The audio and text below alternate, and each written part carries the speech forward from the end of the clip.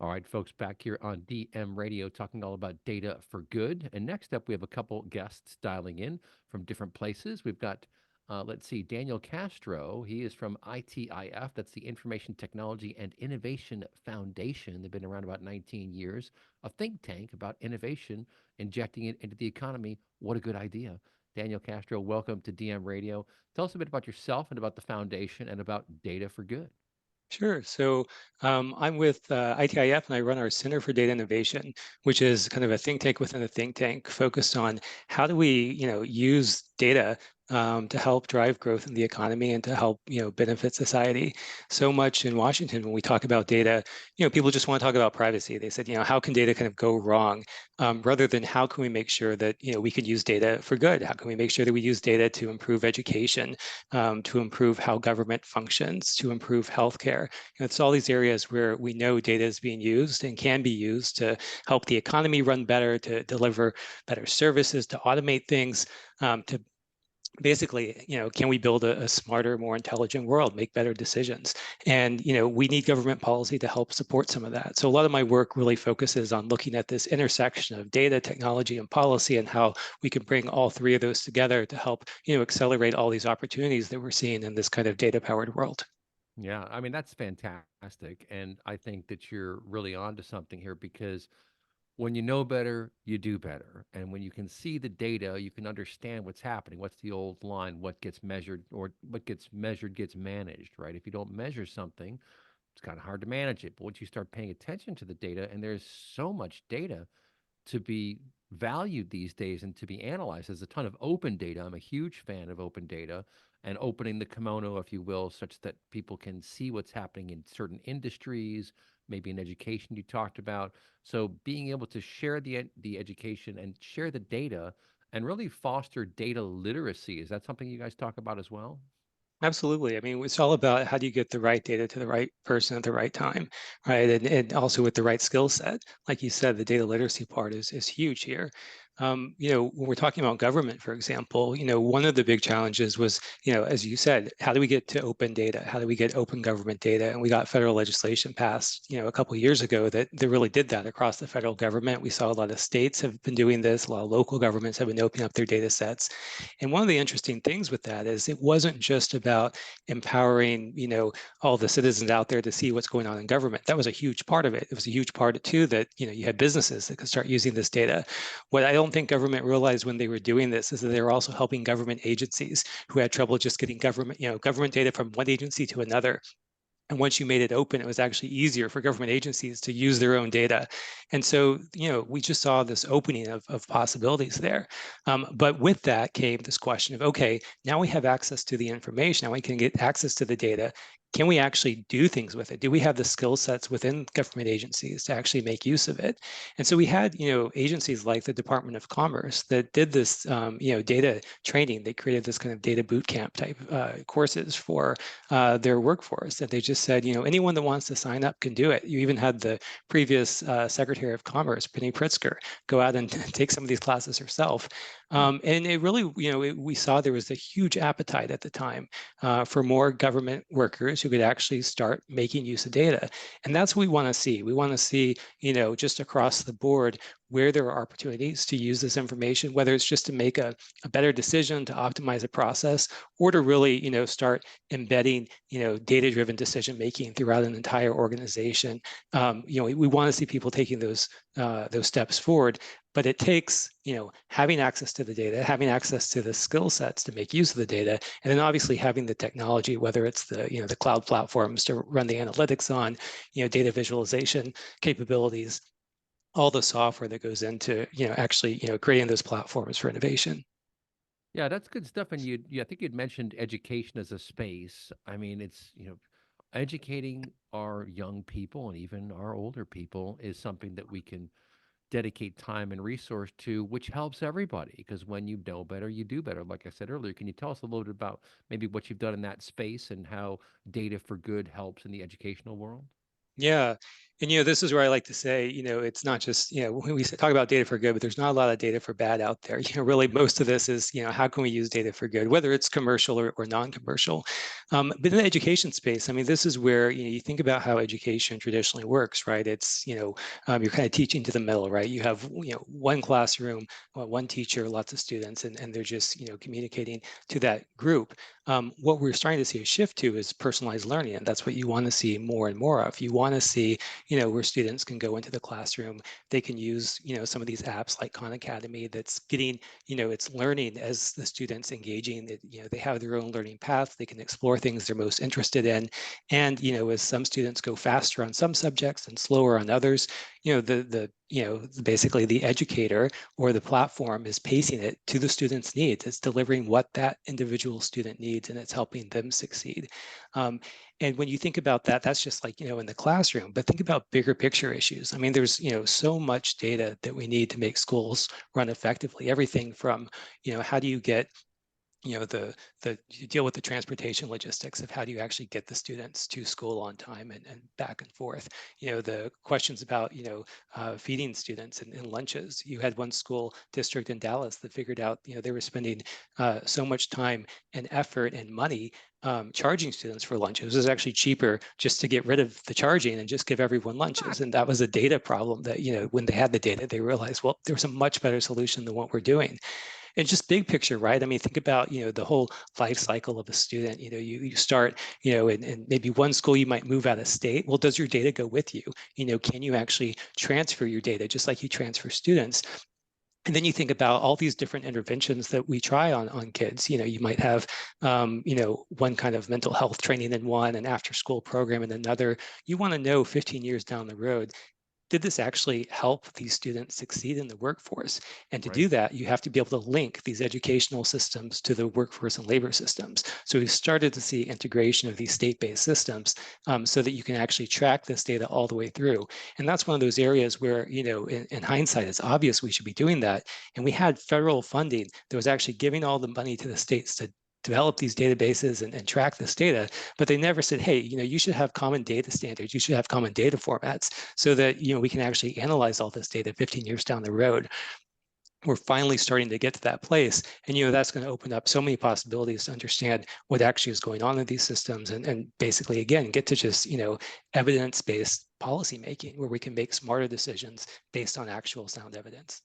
It's so funny you just used that term. So the gentleman I interviewed for the first segment is a good friend of mine, John Ladley, and he talked about that exact thing. We talked about evidence-based policy making and decision making, which of course it makes sense, but for many, many years, there's this long legacy of how you do things. And only in the recent years have we been able to democratize access to the data and really revolutionize that.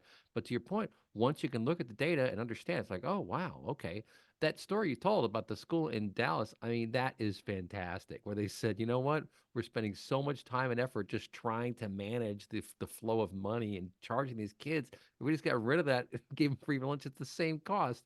That is stunning. Do you know what that school district is by any chance? Or I'd have to look that one up. Yeah. yeah, I got to look that up. That's absolutely brilliant.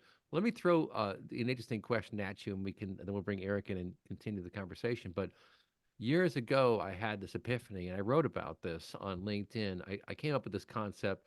I'm not the first, and I used it for a different context, but I called it outsider trading. And everyone knows what insider trading is, where someone on the inside has information and they use it to make a trade that they weren't supposed to have that information.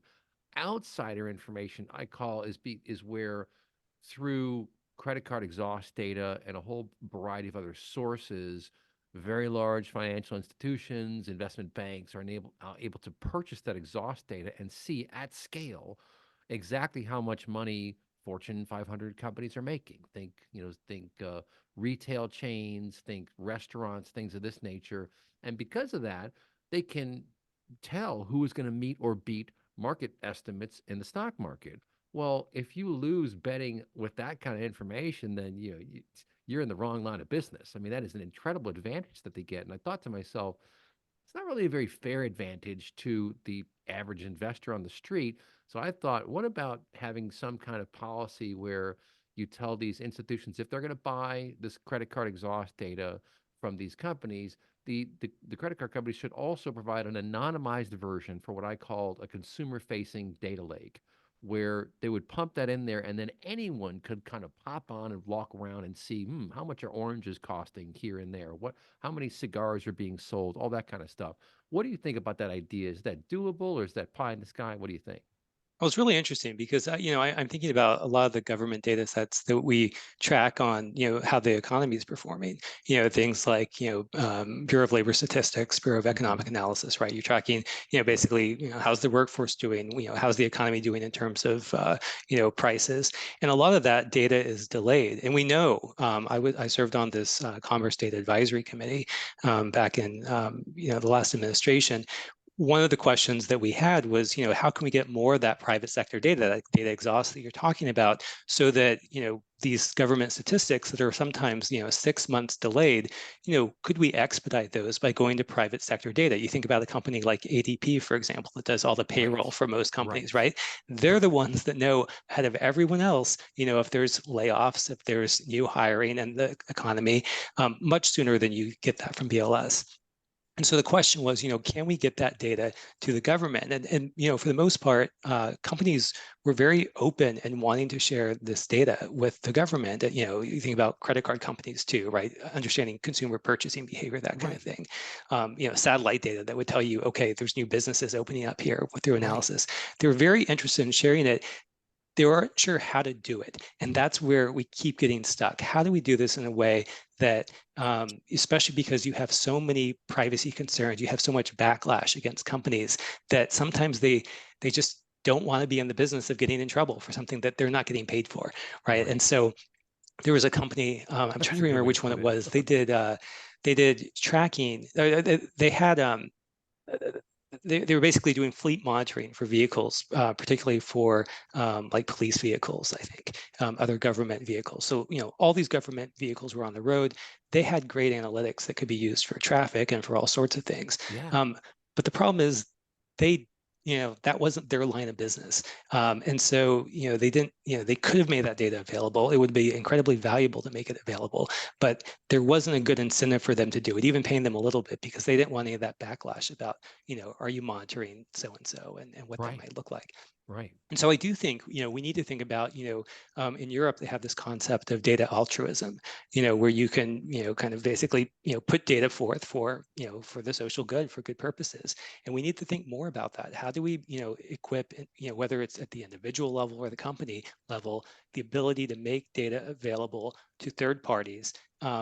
Sometimes you're going to want safeguards. Sometimes it's just going to be completely open. There's going to be a whole spectrum of ways we do that, but we need more avenues for getting data out there in ways that are useful, and figuring out what that kind of reward is. Maybe it's just public recognition that these companies say this is what we've done, and that's seen as a good thing. I think right now it's sometimes seen as maybe something a little fishy, and so they'd rather just stay out of the news. Yeah, and that's wonderful to hear because I think you're right. At scale, that kind of data can provide tremendous insights into market conditions, into supply chains, for example. And maybe that's the question I'll throw at you to close out this segment, and then we'll get Eric in on the next segment. But supply chain is such a complicated construct. And of course, we saw with COVID, the supply chains get disrupted significantly. But when you start thinking about understanding alternative data, knowing how many products are coming here, there. You've got manifests from ships coming in. There are lots of different ways that you can kind of assemble the picture to get an understanding of things, then to be able to publish that information publicly so businesses can subscribe to information feeds on stuff like that strikes me as a really powerful mechanism to feed the audience, to feed businesses with information about what stuff costs. Why is it going up? You can run all sorts of analytics on that stuff. Is that something you think that is also valuable and we should dive into?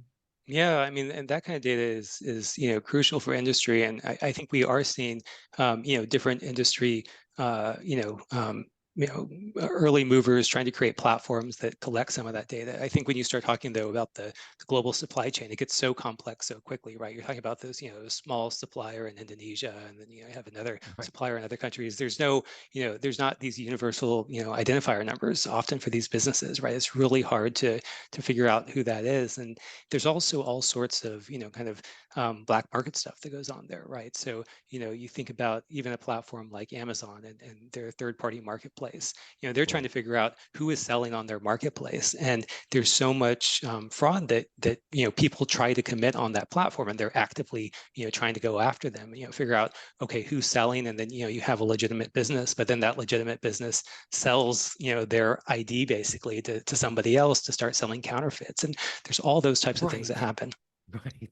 That's such a good point. And these systems are massive. I mean, Amazon, wow, what an amazing company. The infrastructure they have built, the cloud infrastructure. And then they're like, oh, let's go into Amazon Web Services. And now they're just a super powerhouse. Well, folks, don't touch that dial. Fantastic conversation going on about data for good. We'll talk to Eric Polet of Architecture in the next segment. We'll be right back. You're listening to DM Radio.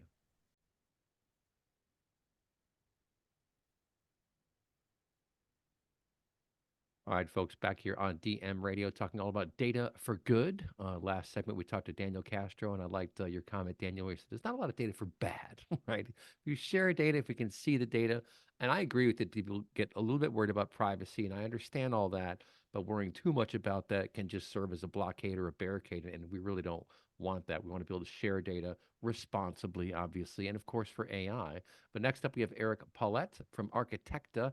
Eric, tell us a bit about yourself and your company and how you are fostering the sharing of data for good. Yeah, so we come at it from a little bit different angle than Daniel does. We are a software platform that helps organizations that have the data use it for good.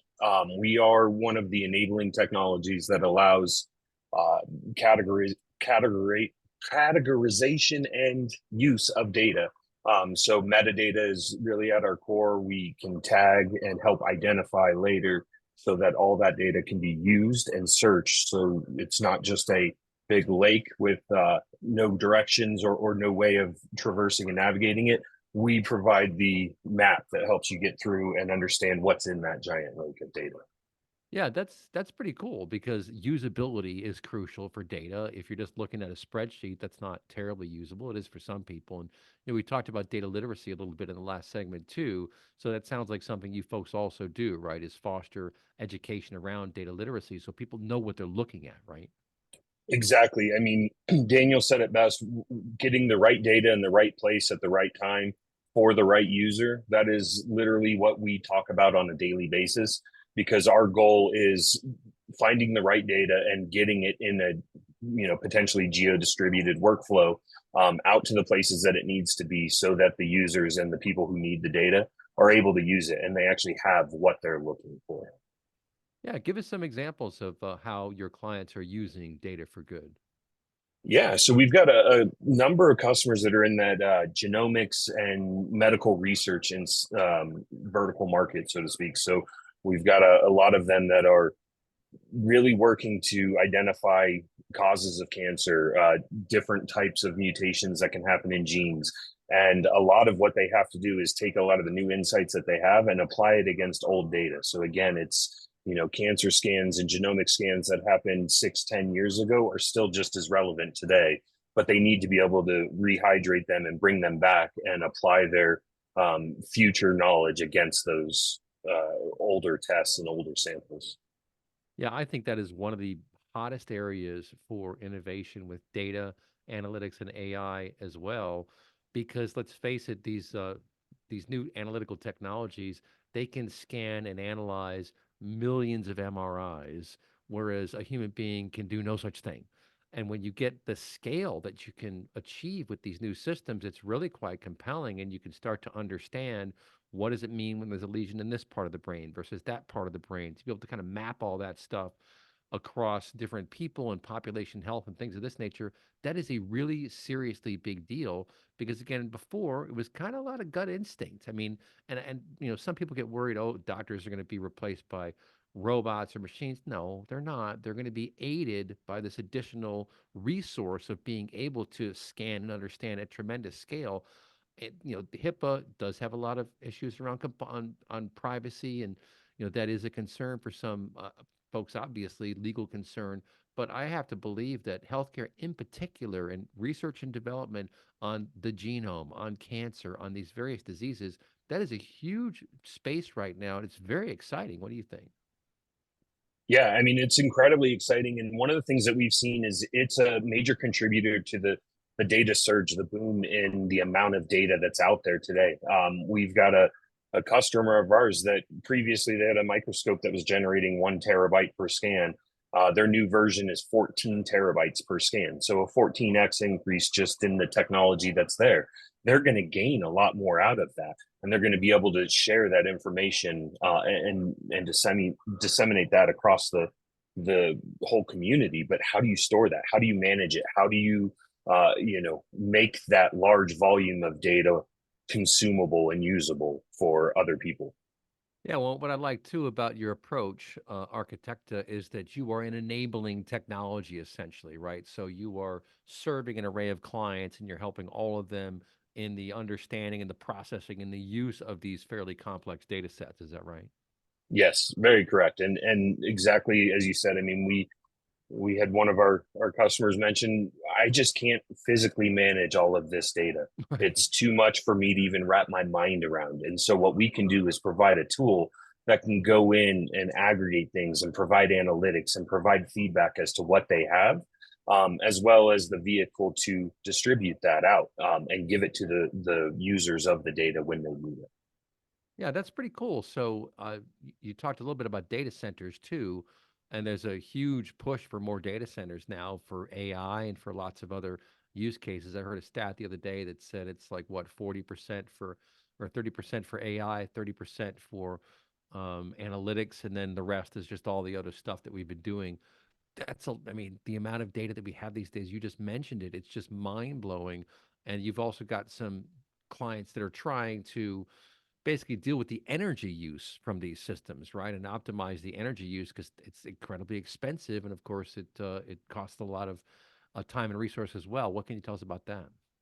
Yeah, so we've seen a big shift in looking out for the environment, looking out for the climate that's out there, so that we can, reverse some of the climate change that's been out there. And data centers have been one of the contributing factors to carbon emissions and e-waste. So we provide the ability to use other technologies, the lower latency technologies, a tape or cloud or something like that, that doesn't consume a tremendous amount of energy, has a 30-year life, so it's not contributing to e-waste and isn't filling the landfills, doesn't Right. have a refresh cycle of 5 or 3 years. So we're allowing that to happen, but we're also, on a budgetary standpoint, able to shift because some of those low power consumption are also less affordable or more affordable, and they can shift that budget and allow them to spend and get more valuable compute and processing and AI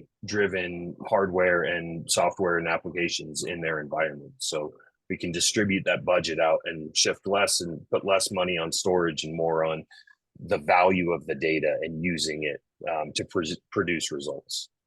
And understanding what data gets used. I mean, there are all kinds of efficiencies you can gain in your architecture to figure out if data is not being used at all, put it in cold storage. If data is being used a lot, keep it in hot storage, things of that nature. Is that something else you kind of consult on? Is information strategy down to the actual information architecture of these companies? Yeah, exactly. And our software has the ability to help you identify all of those kind of trends that you might have, and make the intelligent decisions. So you don't have to, you can set out some policies as a general rule and say, once something reaches a certain age, let's go ahead and move it off. You don't need to tell me about it or anything else. You just move it and I'll know it'll be there whenever I need it.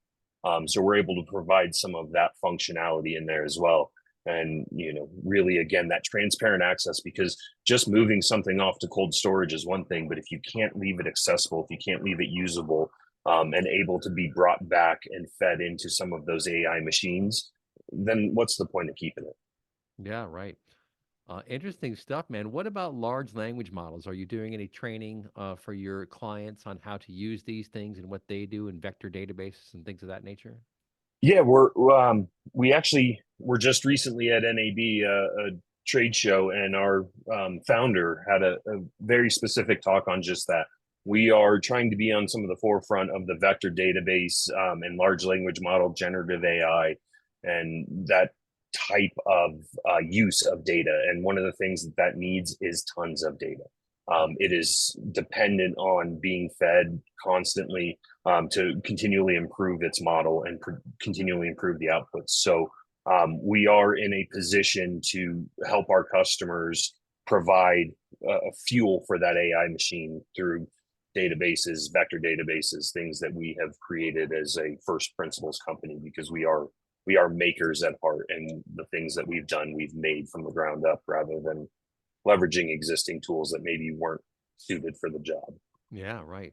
Well, I mean, I think we are at a very, very exciting time right now in the data world, and these large language models. They're not the only AI out there. They are sucking up all the oxygen in the room right now because they've been unveiled and people are amazed at what they're seeing, and they are amazing. There's no doubt about it.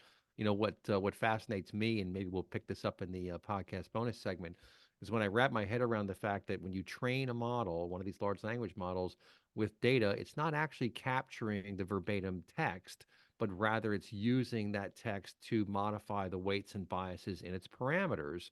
And some of these models have billions of parameters. So you start thinking to yourself, well, wait a second, what exactly are these things doing? And they are finding a way to process and then re-represent information based upon prompts. So it's not that they're just capturing strings of text and spitting them back, which is kind of what Google does when you do a Google search, like an exact phrase search. This is something very different and it's very interesting. But folks, don't touch that dial. I'll be right back. You're listening to DM Radio. All right, folks, back on DM Radio. Time for the podcast bonus segment with Daniel Castro from ITIF.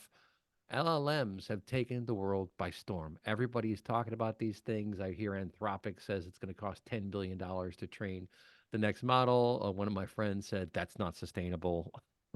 We'll see. I mean, I think that all bets are kind of off right now in terms of what these things are going to do. And my long term view is that I believe foundational models, including LLMs, really are going to rewrite the enterprise software world one segment at a time, whether it's for customer service or for R&D or for any number of other of the disciplines in large organizations. There are going to be foundational models that are going to really revolutionize and upend how things have been done traditionally. But what are your thoughts on all that? Yeah, I mean, I think we're seeing this new wave of innovation coming through, and the question I think is, how quickly are different industries, different sectors going to adopt this?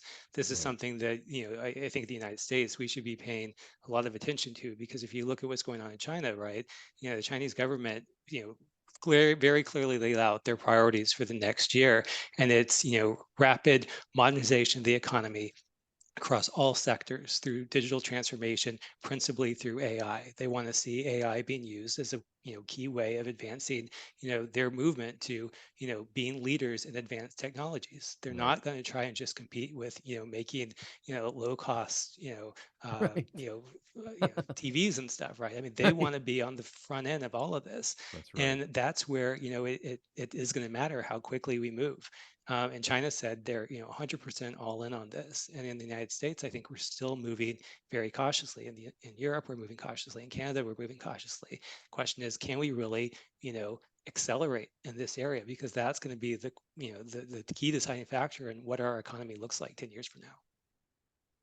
That's a really, really good point, and I will tell you just anecdotally, and then we'll get Eric's thought on this in a minute. But real quick, Daniel, some of my really smart friends in the data management business were telling me probably 4 or 5 years ago that Alibaba was just crushing it in the AI space, that they were really going all in on leveraging these technologies. And to your point, we're not really that far along with that stuff. I mean, there are a lot of interesting technologies that have come out of China. I think Tiger Graph, I believe, was Alibaba was one of their first clients.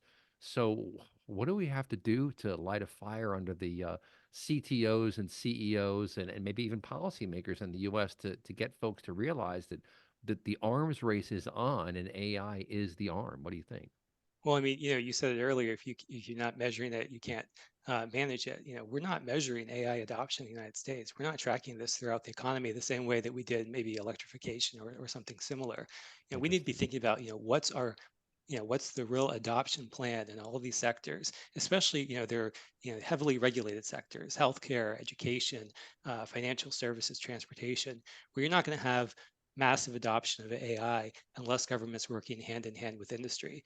It took us, I think it was what, like $43 billion to get health IT records, electronic health records deployed with the High Tech Act in Congress. It wasn't because, we've had computers and electronic records as a technical possibility since the 80s. It wasn't until the last 10 years, because we had all this funding, we kind of forced doctors to do it, that it became a possibility. That's what Yeah. we have to be thinking about in terms of AI adoption across the economy. I mean, we're going to have sectors that adopt it easily. If we're talking about some of the creative industries, they're going to do it just because they can do it and they want to do it and it's efficient. But all these other sectors, we're going to have to see, how do we actually accelerate adoption? How do we use it to transform how we do science? How do Mhm. we use it to transform, how we are, approaching, the green transition in the economy, addressing, our goals for the climate. There's so many areas where we really have to be thinking hard about, do we have the skill sets? Do we have the data? Do we have the compute available to actually go out and address these issues? And right now, we just haven't made that investment. We haven't, moved forward in that way. Yeah, that's a good point. Eric, I'll bring you in. Of course, your company, I think, is based down in Australia, right? Um, and I'm thinking to myself, this this movement we're going through right now, specifically with the large language models, and they've been trained on tons and tons and tons of data. Well, with a small language model too, in an organization, you can train it on your own corporate data. It's not all that expensive. I mean, don't be fooled, folks, by Anthropic saying it's going to cost $10 billion. The company Mosaic that was bought by Databricks for like 1.4 billion. Naveen Rao, their CEO, was telling me that we're telling companies you can have your own model. And what's interesting is you get your own model, you train it on all your corporate data, and then my vision, here we got about 3 minutes left here, is the executive cockpit. And the executive cockpit is where you've got the senior level members of the company. They have an LLM as their front end, and you've trained a model, a private model, a small language model on your data warehouse, on your CRM, and all this other stuff. And then you get Kafka topics just kind of streaming in all the latest changes. That is an incredibly powerful environment to find out whatever is going on in the company. Where should I invest? Which departments are doing well? Which departments are not doing well? What do you think about that as a concept? How far off are we, or what are your thoughts? Yeah, I mean, it's a concept that's really not far off. I mean, what it hinges on is what it's fed with. So as you Mhm. said, I mean, it's teaching and creating your own smaller language model, and then it can then use the parameters that you've defined, use the information that you fed it with to come up with the answers. And the technology's there. It just takes one of the organizations to go and train one of those models, and then have a vehicle that can feed it. And that's going to be one of the hardest things is how do you continually feed that model to give it relevant information and keep it up to speed with what you need. Yeah. Well, I think that the future is very bright for the companies that figure this out. And Daniel, to your point earlier, I want our government on this stuff. I want the government fully invested in this because a rising tide lifts all boats. And if we can get support for these kinds of measures, get what I was talking about with the consumer-facing data lake, or just education around how to use these technologies, I think it's a win-win for everyone. 30 seconds, last thought, Daniel. Yeah, I mean, this is certainly the future. This is where we need to be going. And I think the question is, how are companies going to compete in the future? I think in the past they were competing because they had exclusive access to data. We're going to reach a tipping point where it's no longer do you have the data, it's what are you doing with that data? And that'll Right. be great. That'll be a great future where we're really competing on what we can do with that, and we're pushing the envelope on what it means to be innovative. I love that. And it's not just having the data, it's what are you doing with that data? We'll look these folks up online, Daniel Castro, ITIF, and Eric Polet from Architecta. You've been listening to DM Radio. Send me an email if you want to be on the show, info@dmradio.biz. We'll talk to you next time. You've been listening to DM Radio.